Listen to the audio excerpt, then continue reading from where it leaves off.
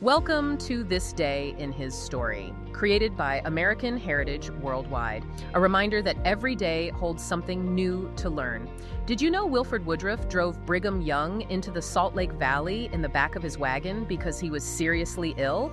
Learn why Wilford stopped the wagon when Brigham said, "This is the right place, drive on." Learn about Wilford's dangerous childhood when he fell into scalding water, was buried under the hay, nearly drowned, and was bitten by a rabid dog.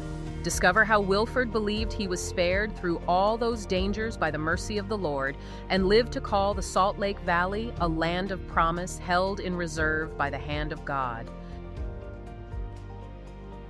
You know those people who just seem to have a personal, ongoing feud with gravity? Oh, yeah. The ones who can trip over a completely flat surface. Exactly. I mean, we all have that one friend who is constantly bumping into door frames or dropping things on their toes or just finding themselves in bizarrely dangerous situations that usually start with the phrase, hey, watch this. Right. The accident-prone demographic. It's a real thing. It really is. But today, we are doing a deep dive on a historical figure who takes accident-prone to a level that is, frankly, statistical madness. It's wild. If this man were a cat, he wouldn't just have burned through 9 lives. He would be in debt to the universe for about 40 more. It really is a remarkable list of calamities. I mean, when you look at the raw data of his early life, it's honestly a miracle he made it to adulthood at all. But, and this is the key, he didn't just survive, he thrived. He became this monumental figure in American religious history. Today we're talking about Wilford Woodruff.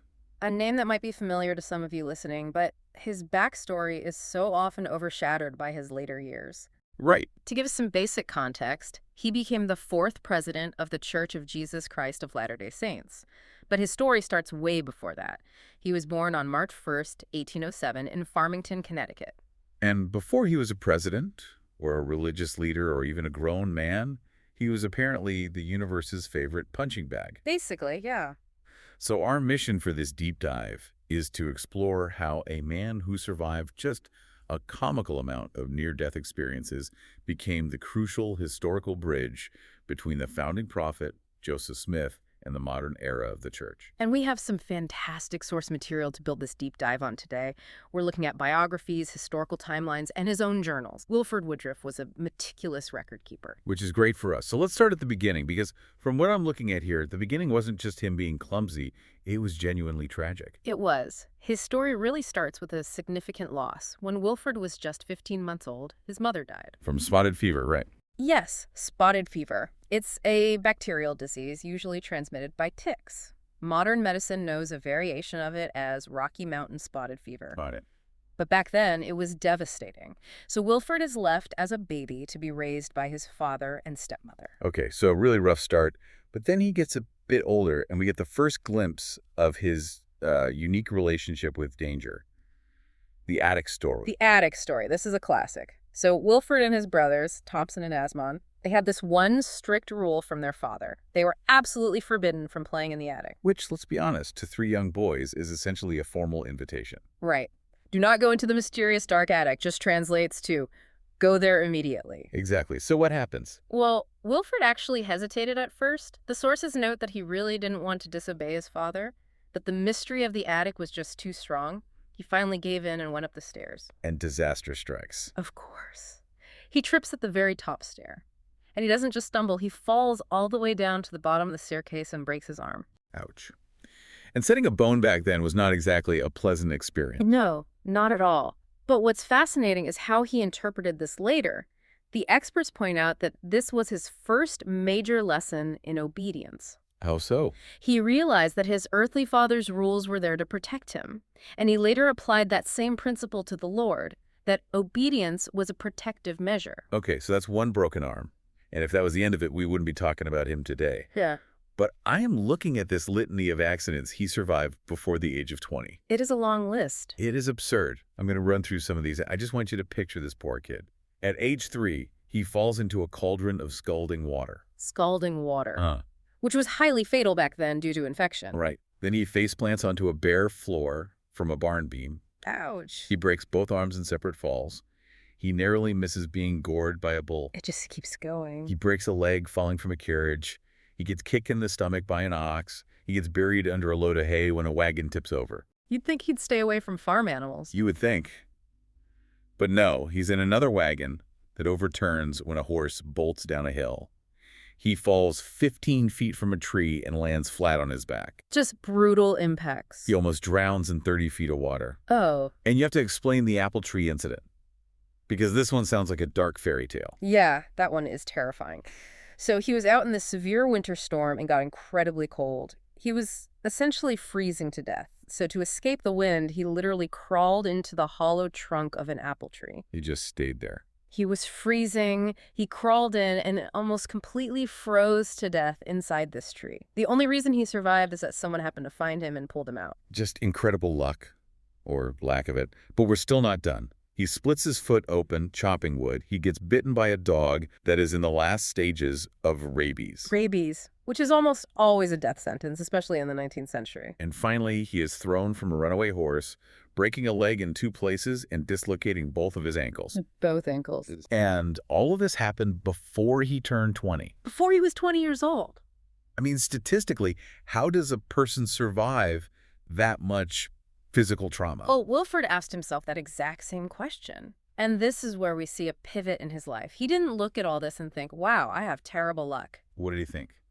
He viewed these experiences not as accidents, but as evidence that he was being divinely preserved. He believed the adversary was trying to destroy him, but that the Lord was preserving him for a very specific purpose. And that purpose ended up being incredibly significant because he grows up, joins the church, and eventually becomes this crucial historical bridge. The ultimate witness. Right. He was the very last living man to have served as an apostle with the founder, Joseph Smith. Which is a massive deal when you look at the timeline, because when Wilford Woodruff became the president of the church, most of the members had never met Joseph Smith. He was history to them. But to Wilford, he was a friend. He was a real person. Exactly. And Wilford felt the heavy burden of that memory. About a year before he died, he reflected on why he was still alive.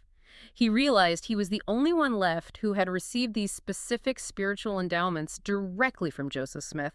He was the last witness in the flesh. And there's a specific story he recorded about Joseph Smith that really highlights this. It's often referred to as a sort of last lecture before Joseph died. Yes. This is a very powerful moment in the historical record. Joseph Smith delivered this final speech to the apostles, and Wilford's description of the room is just incredibly vivid. What did he say? He described the room as being filled, quote, as with consuming fire. And he said Joseph's face was clear as amber. Clear as amber. That's such a striking visual. It is. And the message Joseph delivered was heavy. He told the apostles that he had sealed every key, power, and principle upon their heads, and then he gave them a mandate. He told them to round up your shoulders and bear off this kingdom or you will be damned. Round up your shoulders. That implies some serious heavy lifting. It's a physical burden, and Wilford carried that burden his entire life. It informed everything he did later as a leader. Which brings us to another incredible story from his life. This is the St. George Temple story. It has this almost ghost story vibe, but it's really a foundational moment for their theology. It perfectly connects early American history with Latter-day Saint doctrine. So the setting is around 1877. Wilford Woodruff is serving as the president of the St. George, Utah Temple. And for those listening who might not know, what happens in these temples? One of the main practices is performing proxy baptisms. The belief is that living people can be baptized on behalf of those who have died, giving those spirits the opportunity to accept the ordinance. Okay, so Wilford is running this temple. Yeah. And he has some very unexpected visitors. Very unexpected. He recorded that the spirits of the signers of the Declaration of Independence gathered around him for 2 days and 2 nights. Just hanging out in the temple. Well, they had a complaint. They came to him and asked why their temple work hadn't been done.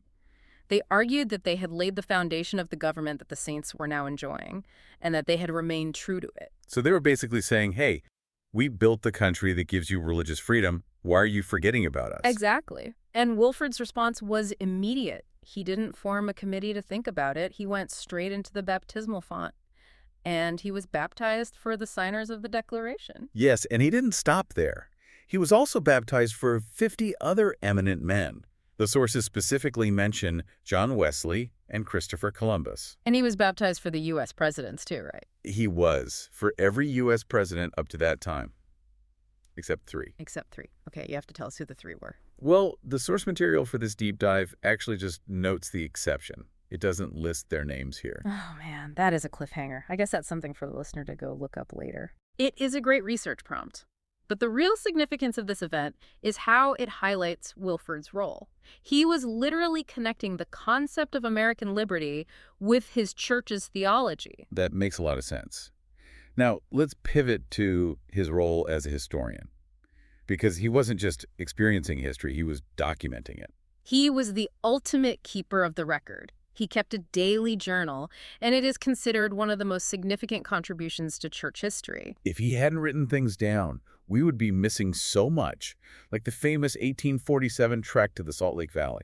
We always hear about Brigham Young, but Wilford's perspective is fascinating. Right, because Wilford was actually the one driving the wagon when they arrived. Which is wild. You picture Brigham Young leading the charge on foot or on a horse. But Brigham Young was actually in the back of Wilford's wagon, sick with spotted fever, or Rocky Mountain fever as it was also called. Spotted fever strikes again. That disease really haunted this group. It really did. So as they emerge from Emigration Canyon and see the valley for the first time, Wilford writes down his impression. What did he write? He described viewing the land of promise held in reserve by the hand of God for a resting place for the saints. Held in reserve. That is beautiful phrasing. It is, and a fun fact for you, if you ever visit the Utah Pioneer Memorial Museum, you can actually see that exact wagon on display. That's incredible. Okay, so we've covered the accident-prone kid, the witness to Joseph Smith, the proxy for the Founding Fathers, and the pioneer driver. Let's look at his time as the actual president of the church. Yes. So, zooming out on his timeline, he was ordained an apostle way back in 1839. He served extensive missions, the southern states, eastern states, the Fox Islands, Great Britain. He was everywhere. He was, and then he was sustained as president of the church on April 7th, 1889. And his presidency was not just a quiet retirement gig. He made some massive decisions. The biggest one being the Manifesto in 1890. This was the document that officially stopped the practice of plural marriage in the church. That is a huge historical pivot. Massive. It changed the entire trajectory of the religion and allowed for future integration and growth. He also dedicated the Salt Lake Temple, right? Yes, in 1893, which was a monumental achievement for their community. And then there's this one administrative quirk he did that I absolutely love. The fast day change. Yes. So apparently they used to hold their monthly fast day on the first Thursday of the month. Which was incredibly inconvenient for a working agricultural society. I can imagine. Sorry, I can't plow the field today. I haven't eaten. Exactly. So in 1896, Wilford Woodruff just changed it to the first Sunday of the month. A very practical move. Just a pragmatic leader making things work.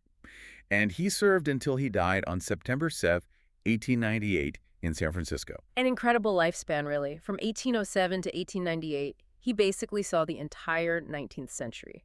So when we synthesize all of this, we look at the arc of his life. He goes from being this boy who was falling out of trees and breaking every bone in his body to the man who literally carried the history of an entire movement on his shoulders. He was preserved for a reason. That was his belief. And looking at his legacy, it's hard to argue that his survival didn't shape history. It really is a testament to the power of keeping a record.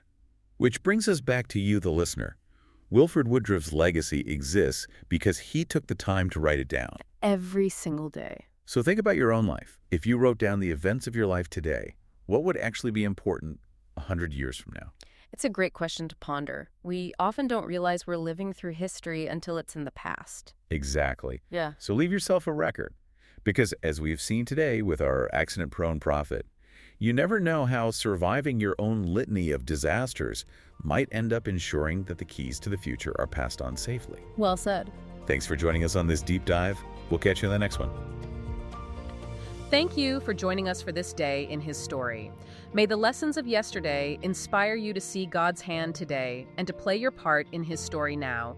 For more faith-based learning, visit ahsworldwide.org, the homeschool for faith and family.